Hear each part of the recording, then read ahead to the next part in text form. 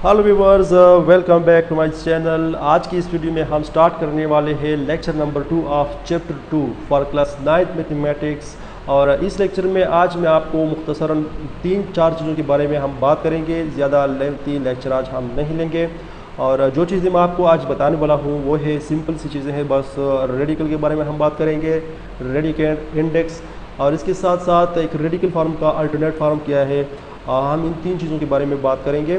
तो आप लोगों से रिक्वेस्ट है कि इस वीडियो को बिना स्किप के आखिर तक ज़रूर देखें। तो चलिए स्टार्ट करते हैं आज का lecture. For example let we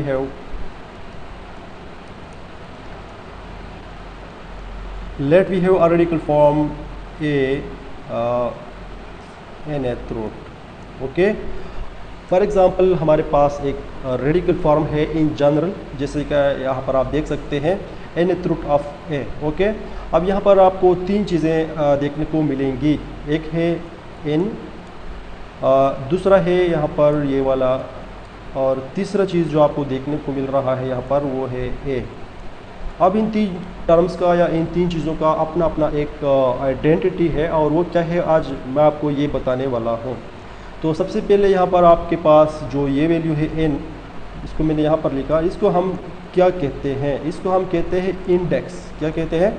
इसको हम कहते हैं इंडेक्स, ठीक है। जबकि दूसरा वाला जो है ना, इसको हम कहते हैं रेडिकल सिंबल। क्या कहते हैं? Radical symbol. ओके, इसके अलावा इसका कोई वैल्यू और पहचान नहीं है, ठीक है। अब ये हो गया रेडिकल सिंबल, और ये जो ए आपको नज़र आ रही है इसको हम कहते हैं रेडिकेंड। क्या कहते हैं? रेडिकेंड। ओके, इसको हम कहते हैं रेडिकेंड। और इन 3 टर्म्स या इन 3 चीज़ों की कॉम्बिनेशन जो यहाँ पर मैंने लिखा है, ये वाला, इस कॉम्बिनेशन को हम कहते हैं रेडिकल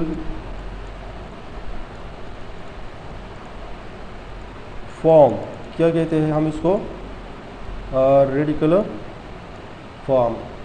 तो इंडेक्स आपने देखा, रेडिकल सिंबल आपने देखा, और रेडिकेंड की बात आपको समझ आई। इसके बाद इन तीनों की कॉम्बिनेशन जो है इस तरीके से, इसको हम कहते हैं रेडिकल फॉर्म। यहाँ पर मैं आपको कुछ एक्स्ट्रा चीज़ें बताता चलूँ।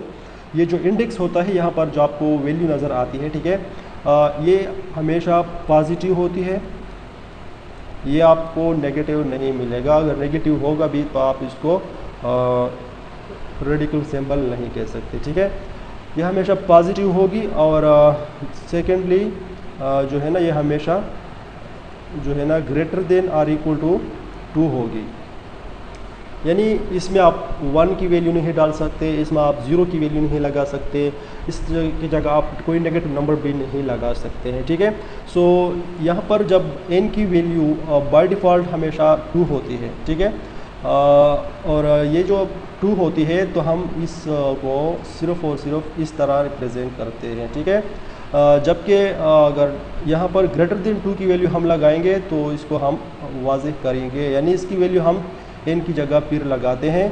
और अगर n की वैल्यू हमने 2 कंसीडर करनी है तो उसको यहाँ पर लिखने की ज़रूरत नहीं है। इस तरह यहाँ पर आप 2 नहीं लिख सकते, ठीक है। इसको आप 2 इस तरह नहीं लिख सकते, आपको सिर्फ ये वाला सिंबल फिर चलेगा। अगर ग्रेटर देन 2 की वैल्यू आएगी यहाँ पर इंडेक्स में, तब आप यहाँ पर इसको लाजमी तौर पर वाज़ेह करेंगे। और ये भी आपको पता होना चाहिए कि ये हमेशा पॉजिटिव होता है, ठीक है। अच्छा, अब आते हैं थोड़ा रेडिकेंड के बारे में। ये जो रेडिकेंड है ना, ए, मतलब ये है कि इनसाइड द स्क्वायर रूट जो भी वैल्यू होती है उसको हम रेडिकेंड कहते हैं। और ये रेडिकेंड हमेशा पॉजिटिव होता है, ठीक है। ये हमेशा पॉजिटिव होता है, ये कोई कभी नेगेटिव नहीं हो सकता। तो ये भी आपको याद रखना पड़ेगा। अगर ये नेगेटिव आ गया बाय चांस, तो इसका मतलब ये होता है कि आपको इसकी आउटपुट फाइंड आउट नहीं कर सकते। इसके लिए आपको फिर इमेजिनरी नंबर्स में जाना पड़ेगा, इसमें फिर आयोटा आएंगे और इस तरह ये कॉम्प्लेक्स नंबर की तरफ बात चल जाएगी। तो अब यहाँ पर हम रियल नंबर की बात कर रहे हैं, तो in case of real numbers यहाँ पर हमेशा पॉजिटिव वैल्यू आती है, ठीक है।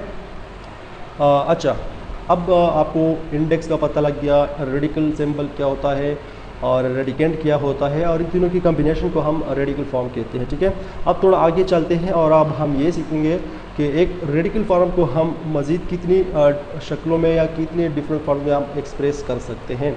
तो जी इसका आंसर है कि आप इसको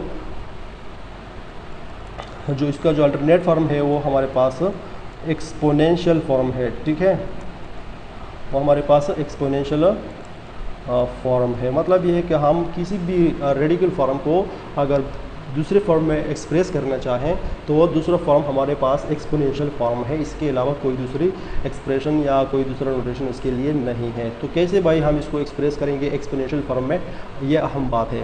तो चलें यहाँ से हम इसी वैल्यू को एक्सपोनेंशियल फॉर्म में एक्सप्रेस करते हैं। कैसे आपने एक्सप्रेस करना होता है, आपने ये जो रेडिकेंड की वैल्यू है यानी इनसाइड द स्क्वायर रूट जो होता है इसको आपने वैसे ही लिखना होता है, इसको किसी एक इस तरह ब्रैकेट में इनक्लोज करके इसके ऊपर आपने जब भी आपने किसी रेडिकल फॉर्म को एक्सपोनेंशियल में कन्वर्ट करना होता है तो जाहिर है यहाँ पर पावर आएगा। पावर कहाँ से आएगा भाई, वो तो कहीं और से नहीं आएगा, जो भी रेडिकल होता है और जो भी इंडेक्स होता है उसी का एक पावर बनेगा। और कैसे पावर बनेगा वो हमेशा आपको पता होना चाहिए कि हमेशा एक फ्रैक्शनल पावर बनेगा। फ्रैक्शनल पावर का मतलब ये है कि मतलब जो है ना इसको हम बटा जो कहते हैं, बटा में हम इसको लिखेंगे वो पावर हमेशा। और वो बटा हम कैसे बनाएंगे, उसमें हमेशा जो है ना यहाँ पर ऊपर की जानिब हम 1 लिखेंगे और डिनोमिनेटर में हम ये इंडेक्स की वैल्यू लगाएंगे यानी n की वैल्यू हम लगाएंगे और इस चीज़ को हम एज ए एक्सपोनेंट या एज ए पावर यहाँ पर लिखेंगे यानी इस तरह 1/n, ठीक है। तो इस तरह अब ये हमारे पास एक एक्सपोनेंशियल फॉर्म बन गया। अब यहाँ पर अगर फॉर एग्जांपल हम एक प्रैक्टिकल एग्जांपल ले लेते हैं तब आपको अच्छी तरह से इसकी समझ आ जाएगी। फॉर एग्जांपल एक की जगह हमारे पास 2 है, रेडिकल साइन अपनी जगह है और n की वैल्यू हम 3 लगाते हैं। अब इसके एक्सपोनेंशियल फॉर्म क्या होगा, एक्सपोनेंशियल फॉर्म इसका जैसे मैंने आपको बताया कि रेडिकेंड को किसी ब्रैकेट में इस तरह इनक्लोज करके इसके ऊपर आप एक पावर लगाएं और वो हमेशा 1 नोमिनेटर में और जो इंडेक्स होता है वो डिनोमिनेटर में होगा, यानी एक फ्रैक्शनल पावर आएगा लाजमी तौर पर। तो ये हो जाएगा 1/3। इस तरह अगर यहाँ पर 4 है तो 1/4, 5 है तो 1/5 पावर आएगा, अगर 5th रूट है तो 1/6 आएगा।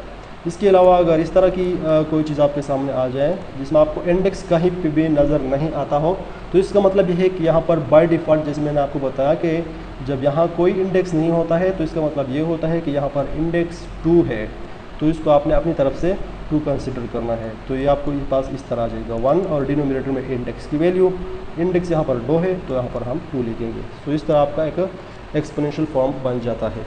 तो आज का इतना लेक्चर मेरे ख्याल में आज के लिए काफ़ी है। इसके बाद हम इसके ऊपर कुछ प्रैक्टिकल क्वेश्चंस करेंगे नेक्स्ट लेक्चर में। तब तक के लिए आपसे मैं इजाज़त चाहूँगा। अल्लाह हाफिज़।